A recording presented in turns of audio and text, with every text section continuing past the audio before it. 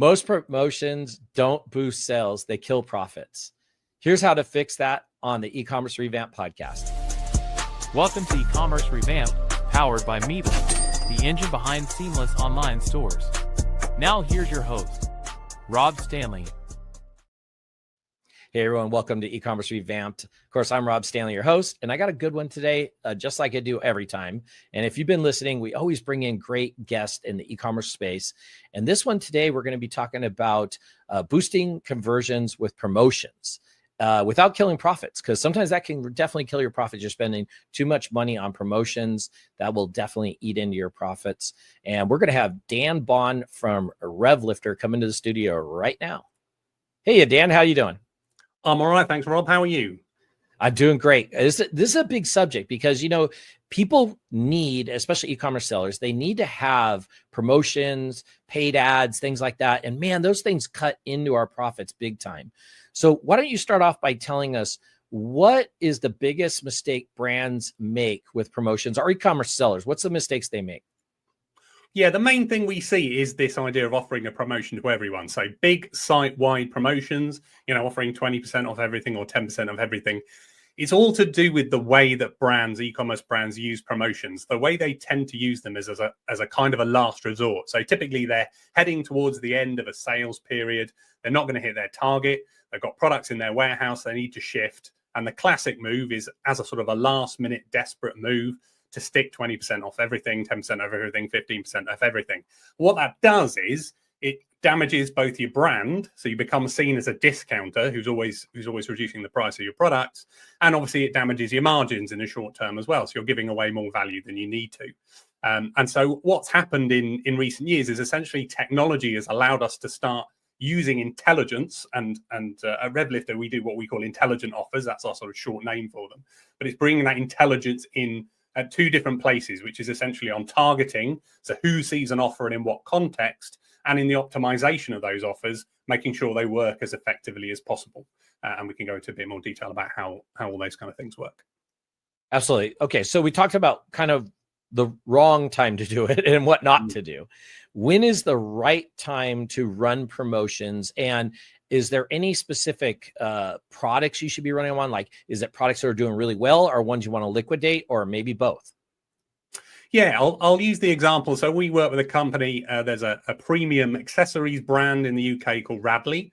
They do sell products in the US as well. And we've worked with them, and they're a really good case study for us. So there's two things that came out of that case study. Number one was some really great quantitative results. So the fact that we improved conversion rates and AOV while reducing the spend on promotions. But the other part to it was the qualitative feedback they had about how they were using promotions. So rather than using promotions in that desperate way I talked about, where it's getting towards the end of a sales period and they started using them in a desperate way, they started to use promotions when they were working with us in a far more strategic way. So they were starting to plan their trading calendar across Q1, Q2, Q3, Q4, and put promotions in there. So make them part of their everyday trading. Like, how are we going to use promotions this month? How are we going to use them in this period? How are we going to use them? If we've got an occasion, if it's Valentine's Day, if it's Mother's Day, what are we going to do around there? And linking things like, so there's two main things you're looking to link. Number one is visitor behavior data. So people are coming to your site. What are they doing? What can that tell you about them? And what can it tell you about what is the right intervention and when to use in order to make them more likely to buy or buy more often? And the other element to it is to use that intelligence to improve the performance. So then you can start to test and you can start to optimize. You can do that much faster because you're using that data and pulling in that product data. So looking at your products and saying, well, which ones do we want to sell? Most retailers have a small subset of products they always sell quite well, and those things you don't really want to discount. But they always have lots of other products they can discount, and you can target discounts of those products in order to get them shifting, to get them moving out of your warehouse, to improve the sell-through rate. Yeah, I love that, because it seems like sometimes people will get in a product that's hot and they put it on sale. If it's hot and it's selling, why would you want to put it on sale? Or they're putting it on sale on days when you're getting most sales, right? Like for instance, when I was running my business, Mondays were always a hot day, right? People broke their screens over the weekend. They needed a replacement screen on Monday for their iPhone. And man, we were always hot then. So why run it? This might be a little off subject, but help me with this. I have seen this when I've been shopping. It's kind of interesting strategy. I notice people give a code for free shipping. Yeah. And you go in and you'll put that code in, but you won't be able to put any other code in. So like if you wanted a 10% off or 20% off an item or something like that, you have to get rid of the free shipping to get the 10 or 20% off. So then I'm sitting there calculating in my brain, okay, which is the better deal? Pay for the shipping, get 20% off, or vice versa. Have you seen that done? And what's the whole purpose of that strategy? Yeah, it's interesting. So as I say, we often work in those two areas. So where does the offers appear? Who do they get shown to? In what context? And then the testing and optimization.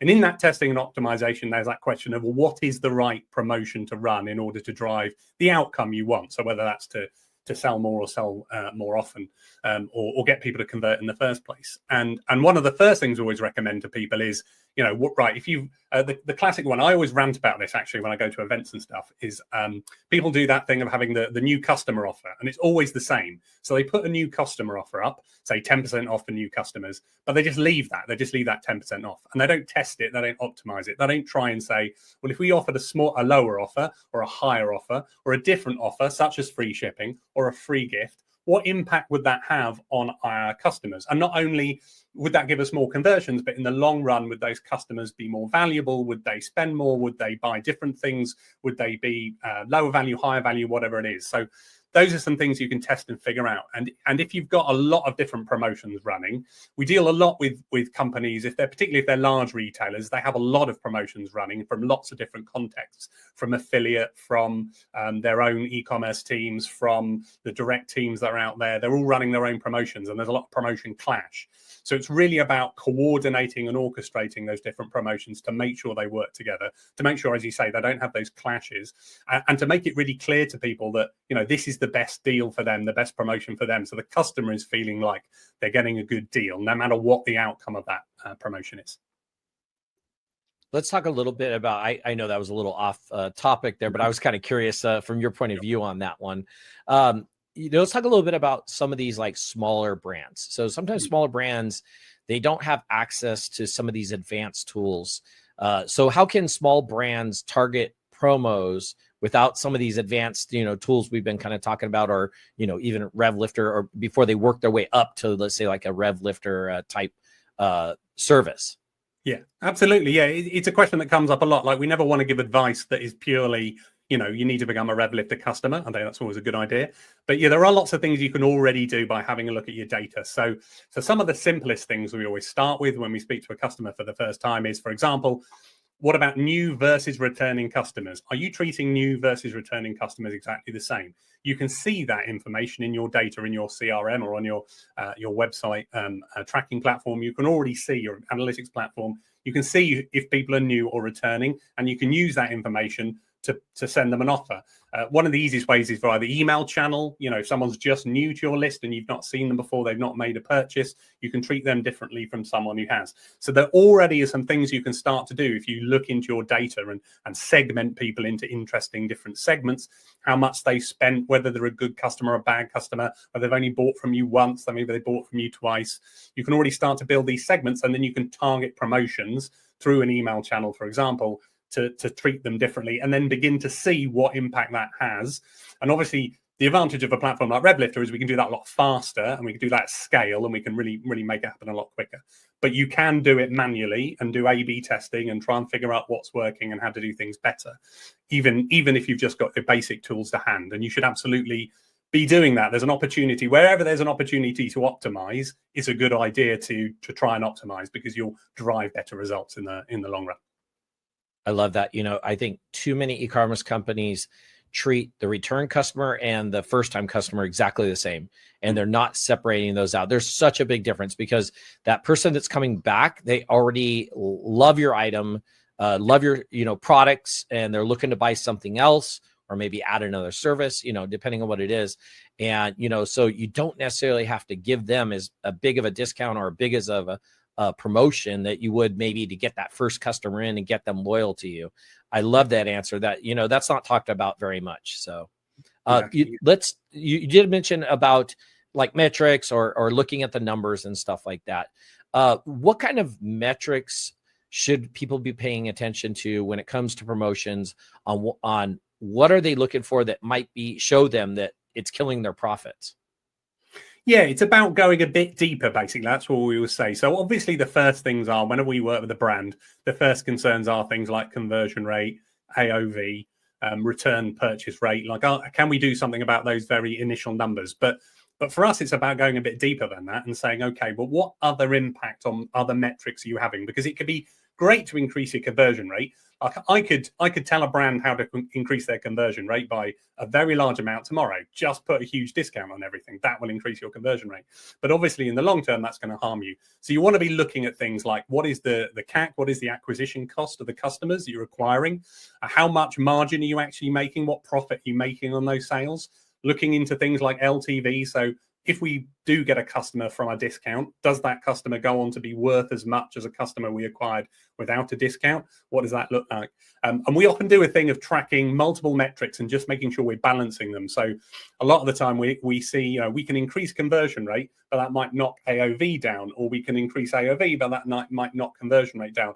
And it's making sure those trade-offs make sense, and in the end, you're making more money. So it's just about looking at trying to be as aware of as possible across all of your metrics across your business, that any sort of change you make to pricing or sell-through rate, what impact is that having on all your operational metrics, and making sure you're still being profitable, which is the end goal for all brands at the end of the day. Great answer and great information. Absolutely. You know, we're going to take a quick break, but when we come back, let's talk a bit about how have you give us a example of a generous offer but still protects your margin. So what is a really good offer look like that's gonna, you know, good for the customer coming in, but it's still gonna give you good margins? We're gonna do that right after this commercial break. If you're getting traffic but not conversions, your site might be the problem. At Miva, we help e-commerce brands fix the leaks in their funnel, from speed to structure to checkout. Get a free expert website audit at miva.com/podcast and see where you're losing money and how to stop it. Yeah, so head on over to miva.com/podcast, get that free audit of your website. And there's a form there you fill out, just fill it out, and we'll have one of our people get a hold of you and get you a free evaluation of your website and maybe what's going on with the speed of it or some of the other issues. Right before the break, of course, I'm talking to Dan Bond of RevLifter, and right before the break, I was asking about, like, how do you design an offer, or give us an example of an offer that feels generous but still protects your margin. Dan, go ahead, tell us. Yeah, Rob, I think it's a really good question. I think the one I would always point to is, so this is about data, and it's about it's products, and it's about all that sort of element of e-commerce selling. But there's a big element of psychology in this as well. And one of the most powerful elements of that is that FOMO, is that fear of missing out. So I always think that one of the best offers you can run, and it requires a bit of effort because you've got to, it's part of that trading calendar. It's all about planning it and making it part of what you're doing, is that limited time offer on a product. If you've got a product in your warehouse and you know it's not selling at the rate it needs to, demand is lower than supply, it's going to be costing you money because it's out in your warehouse and you're having to keep it in there, and that's going to be costing you money. Running those kind of flash sales, those limited time offers on those products, really good offers on those products to sell them through for a limited time, that is a really great way of starting to sort of control your merchandising, control your stock levels, pushing products that you really need to move, selling those at a level that's you know, making you money because it's helping to shift those things out, and you need to get rid of them and you need to clear those costs from your books. That's a really good thing to do. And be doing those on a regular basis, targeting different things at different times. That can be really, really effective if used, you know, on an ongoing basis in a really dynamic way. Dan, would you say that type of offer is kind of like a psychological trigger for people to immediately buy, or is there other offers that maybe trigger people more to go ahead and click that final button to buy? It's a really good one for selling a specific. It's more about selling a specific product. If you want to, in general, just increase conversions, some of the most effective ones we do. The exit campaign is one of the most effective. It's one of the first we always start with when we work with a brand. It's just to say, particularly if you break it down by funnel stage. So you've got people who are viewing your products, you've got people who are adding things to basket, you've got people who are getting to checkout. At each of those different stages, they've got an obvious, very transparent form of level of intent to purchase at that point. So the lower they are in the funnel, the more likely they are to buy. So the offer you need to make to them at those different stages should be different. And so figuring out what those offers are, those exit offers that are triggered when it looks like they're going to drop out. So you're trying to reduce that abandonment rate and get those people to buy. Those are always some of the most effective ones. Some of the ones we always start with, because they immediately start to address those issues of just reducing those abandonment rates, improving the conversion rates, which are two sides of the same thing. So they can be incredibly effective. And there's lots of different campaigns you can run to try and recapture people, to stop them leaving without buying, with some really good competitive offers. I always loved having where you're looking at the product, you're in the product section, and it shows like, hey, this goes with this, or hey, here's a complimentary item to it. I love seeing that in there. What I don't love is I've seen sometimes where people go to check out and then they're popping up things at me like, hey, did you know this goes with this? Now, I'm sure that could work to a point, but I was always taught back in the day, and correct me if I'm wrong on this, maybe it's changed, but as soon as I get them to that cart, I don't want to interfere any way with them getting to that final checkout. Whether it's one of the things I remember doing, just to give a little tip that I did, when they got in that shopping cart, I stripped everything except the banner at the top. There was no home button. You couldn't leave, basically. I didn't want you to leave the checkout. I wanted you to finish the checkout, and giving too many options, I thought it hurt. So speaking of checking out and websites, so Dan, how important is it for these e-commerce sites to offer free shipping? It can be incredibly important. As I say, it comes back to that thing I said about testing. Like, is free shipping a trigger that's going to get people over the line? That's the big question. Or is it better to offer a discount? Like, the value of all these things can be quite comparative. How much does free shipping cost? Like, there is a problem in the e-commerce world that Amazon, for example, have set this standard that shipping is kind of free, when actually in reality it's not. It obviously costs money to ship something somewhere. But you've got to figure out, is that something that's going to trip people over the push people over the edge to convert? Is it not? Is it something that's going to help them maybe spend more money? Could it be used as an incentive? You mentioned the product recommendations thing.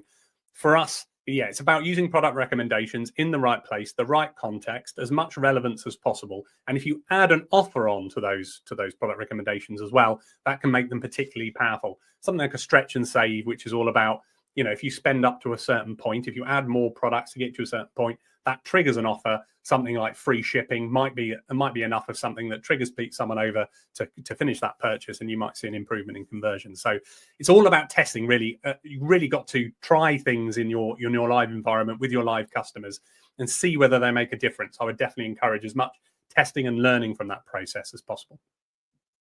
That can make a big difference, really getting that little extra sell to get over that number, whatever that imaginary number is, to get the free shipping. Amazon does that to me all the time. I see the $25 limit. I can get it today if you go over the $25 limit, right? There's been times I've added stuff just to get it today. So, it definitely increases that, value, your cart value, quite a bit. So Dan, why don't you tell us a little bit about, how do you run promos that will build loyalty? Let's talk about promos when it comes to building, customer loyalty. What kind of promo should that be, and how does that work? Yeah, when we get into loyalty, what we try to do is break it down into the fundamental basics of it, which are that in most cases, when a brand is talking about loyalty, like some very big brands have some pretty big, elaborate loyalty programs with lots and lots of, with cards and points and all this kind of stuff. And that's great. But we meet a lot of smaller to medium-sized retailers who'd love to do something like that, but it's very big, it's very expensive to run a program like that. And so we always push them back to the fundamentals, which is, well, what are you actually trying to get someone to do? You're trying to get someone who's bought from you once to buy a second time, or who's bought from you twice to buy a third time, or bought from. So it's all about, how can we get someone who's bought before to buy again? And as you were saying, there's differences when someone's bought from you before, when it's a first-time customer versus a returning one. They already have some trust in you. They've already been through the process. A lot of that friction's been removed because they bought from you before. They've got an account. you've already got their credit card information, all that kind of stuff. So the motivations for why someone buys something are pretty much the same. They want something, and then it's got to be a competitive price at a price point that they're willing to pay.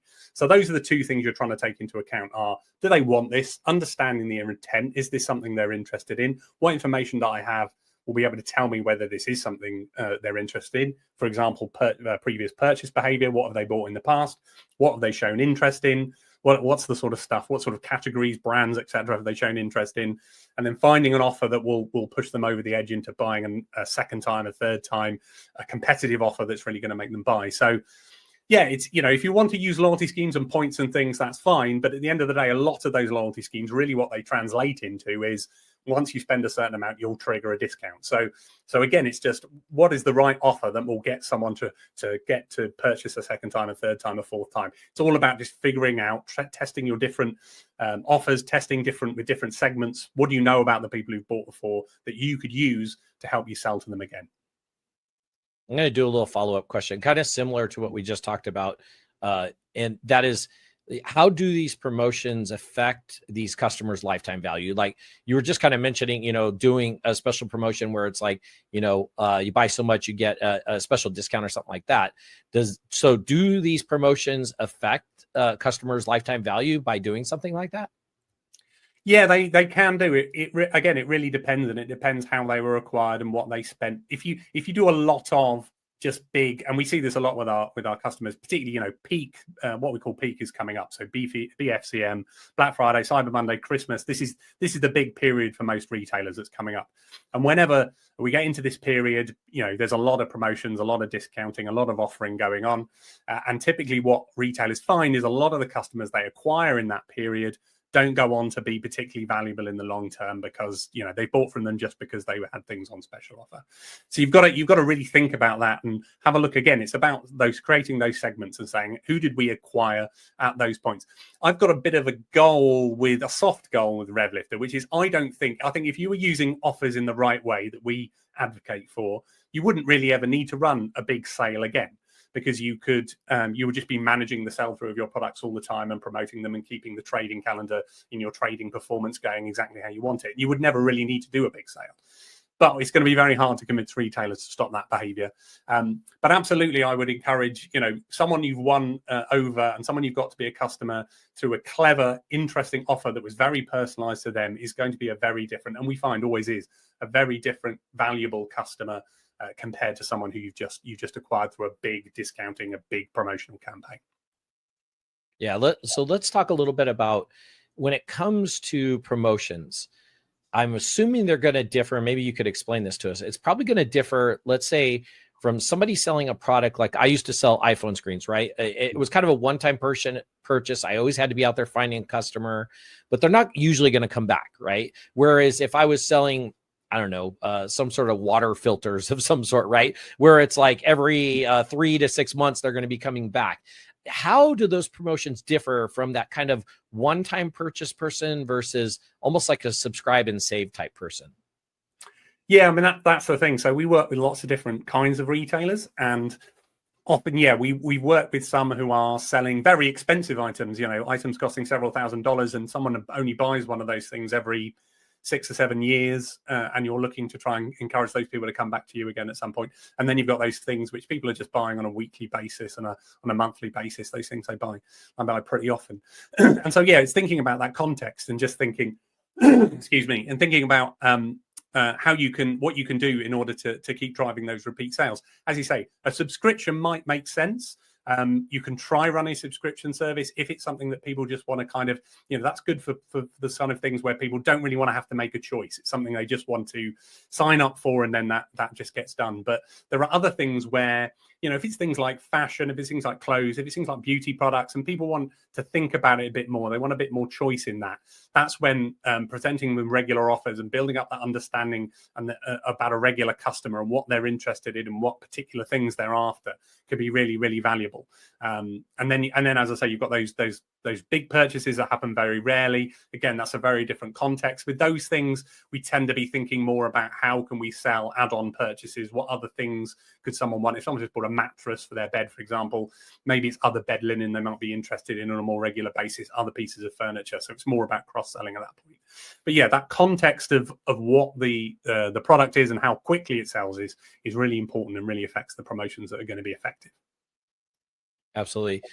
We may have covered this, Dan, but I've got to ask, is there a particular, let's say, underrated promotional tactic that people just aren't using or they're not thinking about, and you're just like, wow, if they were doing this, they would really kill it, and it's just not one of those primary go-to ones? If it's one we covered, that's okay. Just give us maybe a little example of it then.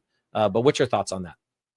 Yeah, I mean, I mentioned the welcome offer, the intro offer, that offer the first-time customer. I would also, as a slight a sort of side thing to that, the email sign-up offer is another one as well. Like, this always drives me mad, and I always bring this one up. That again, people have heard, there's a well-known thing in e-commerce, which is, hey, if you offer an incentive for people to sign up to your email, they'll sign up to your email. Those people have a value. So you give them 10% off if they sign up to your email. And what you see is a lot of people will sign up for that email, get that 10% off, use it to buy once, and then unsubscribe.